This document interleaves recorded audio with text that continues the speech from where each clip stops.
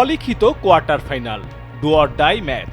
টসে জিতে প্রথমে বোলিংয়ে টিম ইন্ডিয়া। শাই হোপ ও রোস্টন চেজের উদ্বোধনী জুটির শুরুটা ছিল ঠিকঠাক। পাওয়ার প্লেতে বিনা উইকেটে আসে ৪৫ রান। টি-20-র মন্থর গতির ইনিংস খেলে শাই হোপ বিদায় নিলে রোস্টন চেজকে কিছুটা সঙ্গ দেন হেটমায়ার।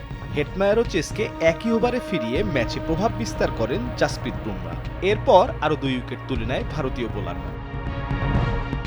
ওয়েস্ট ইন্ডিজের কাপ্তান রবম্যান পাওয়েল ও জেসন হোল্ডারের শেষ 5 ওভার ছিল অনবদ্য। তাদের দায়িত্বশীল ব্যাটিংয়ে শেষ পর্যন্ত ১৯৫ রানের সংগ্রহ পায় ক্যারিবীয়রা। জবাবে হার্ডথপ অভিষেকের সঙ্গে এদিন ইনিংসের সূচনা করেন সঞ্জু স্যামসন। অভিষেক ব্যর্থ আবারও।